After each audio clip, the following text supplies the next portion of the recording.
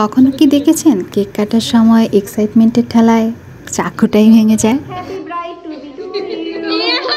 আর cake কাটার পর ব্রাইডই আগে আগে খেয়ে নেয়, কিংবা আমাদের সেই ভাঙা চাকুটা দিয়ে কেক ডিস্ট্রিবিউশন করা হয়? না দেখে থাকলে আজকের ভিডিওটি আপনাদের জন্য।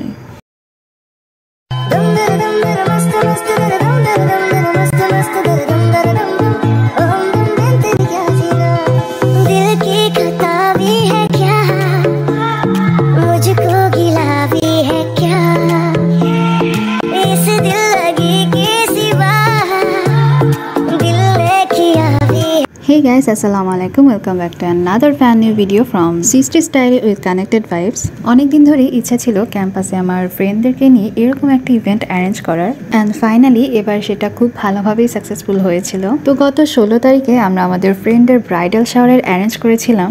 তো শুরুর দিকে আমরা একটু লোকেশনটা নিয়ে কিছুটা কনফিউজ ছিলাম যে কোথায় আসলে ডেকোরেশনটা করলে ভালো হয়, যেহেতু আমরা হলে থাকি আর হল থেকে এইসব ডেকোরেশনের সব কিছু নিয়ে যাওয়া প্লাস খাবার দাবার একটু ঝামেলাজনক মনে হয়। আমরা হলের ভিতরেই প্রোগ্রামটা করার ডিসিশন নিয়েছিলাম। তবে শুরুতে আমরা ভাবছিলাম যে হলের ছাদে করা যায় কিনা, কিন্তু আমরা যেই টাইমে ডেকোরেশনটা করছিলাম সেই টাইমটাতে আসলে অনেক বেশি রোদ ছিল, আর রোদের মধ্যে ডেকোরেশন করাটা অনেকটা বেশি টাফ মনে হচ্ছিল। তাই আমরা ডিসিশন নিই যে সিঁড়ির কাছে যে ছোট্ট একটু জায়গা আছে সেখানে আমরা আমাদের প্রোগ্রামটা করে ফেলবো।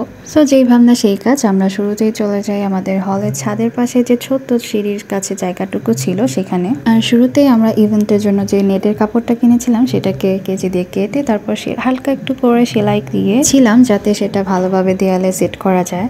দেন আমরা কিছু পেপার কিনেছিলাম আর সেটাকে লাভ শেপ করে কাটিং করে নিয়েছিলাম, সেটাকে আমরা সুতার সাহায্যে সুন্দর করে সেট করে নিয়েছিলাম। আর এই ডেকোরেশনের টাইমে হলের অনেকে এসে জিজ্ঞেস করছিল এখানে কিসের প্রোগ্রাম হবে, তো সবার এক্সাইটমেন্ট দেখে কিন্তু বেশ ভালোই লাগছিল। আর অনেকে এসে জিজ্ঞেস করছিল এটার তো ব্লগ করা হবে কি না, তো তাদের জন্যই মূলত আজকের এই ভিডিওটা আমার। তবে এই ডেকোরেশনের টাইমে কিন্তু কিছুটা হ্যাসেল পোহাতে হচ্ছিল, কারণ আমাদের এই নেটের যে কাজটা আমরা করেছিলাম সেটা আসলে দেয়ালে বেশিক্ষণ থাকছিল না, দেখা যাচ্ছিল যে কিছুক্ষণ পরপরই সেটা খুলে যাচ্ছিল, আর আমরা সেটা আবারও আইকা কাম দিয়ে আবার সেট করছিলাম। বাট ফাইনালি সেটা কিছুক্ষণের জন্য বেশ ভালোভাবে স্টেবল হয়েছিল, আর আমরাও খুব তাড়াতাড়ি আমাদের প্রোগ্রামটা কমপ্লিট করে ফেলেছিলাম।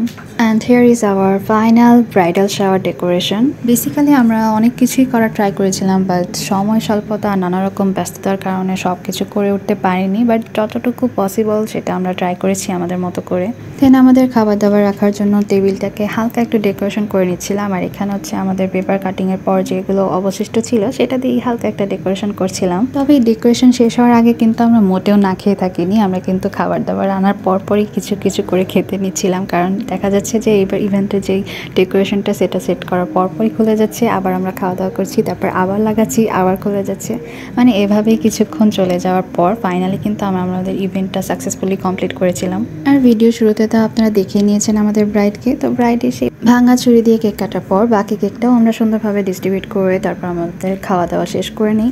আর বেশ কিছুক্ষণ ফটোগ্রাফি করার পর আমাদের মনে পড়ে যে আমরা তো একটা কিউট হ্যান্ড বেলচও বানিয়েছিলাম, আর সেটা ফটোগ্রাফি করার জন্য আমরা আবারও চলে যাই আমাদের ছাদে, আর সেটার একটা ছোট্ট কিউট ক্লিপ বানিয়ে ফেলি। সো এটাই ছিল আমাদের ফ্রেন্ডের ব্রাইডাল শাওয়ারের একটা ছোটখাটো ব্লগ। কেমন লাগলো তা অবশ্যই কমেন্ট করে জানাবেন। So today was so far, and stay tuned for my next video. আল্লাহ হাফেজ।